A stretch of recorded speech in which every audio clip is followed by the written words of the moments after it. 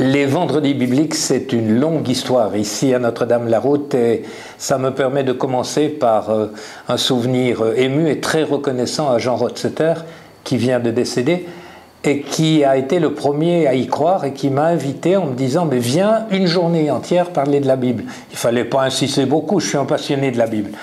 Alors ça fait la 32e, ça fera la 33e année. Et c'est difficile de choisir un texte biblique qu'en 33 ans, je n'ai pas encore abordé. Alors cette année, il m'est venu une idée comme ça, provoquée par la réaction des participants. Ils sont tout le temps en face de textes de la Bible qu'on entend par exemple dans la liturgie ou qu'on lit comme ça au détour de nos lectures.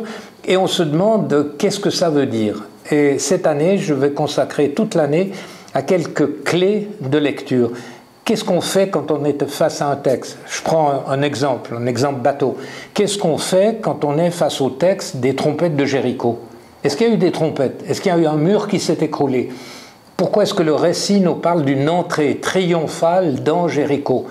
C'est évident que ce n'est pas un récit de guerre, c'est un récit liturgique, c'est une procession. Les Valaisans, les Jurassiens connaissent très bien cela, c'est la fête de Dieu. Le récit de l'entrée à Jéricho, c'est la fête de Dieu. Alors j'essaye d'entrer dans le texte lentement avec les participants.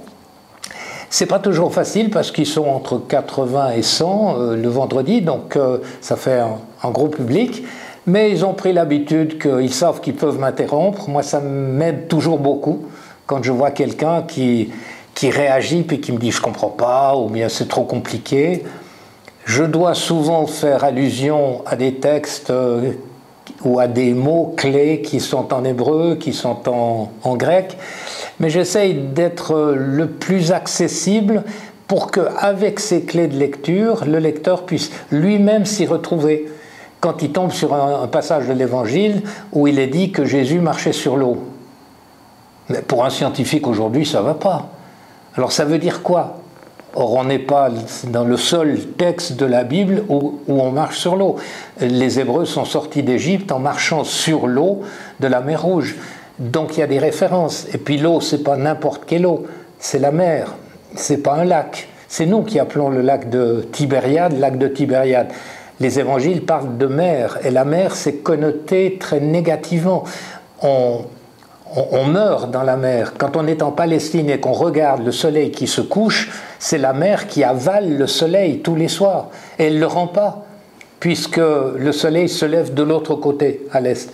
Alors, c'est toutes ces clés de lecture, d'abord géologiques, archéologiques, historiques, et puis c'est aussi mon métier, je suis exégète, aussi biblique, pour savoir que quand un Français doit apprendre à un étranger ce que signifie j'ai une tuile ce matin ou j'en ai vu de 36 chandelles, il faut aussi lui expliquer que c'est une expression.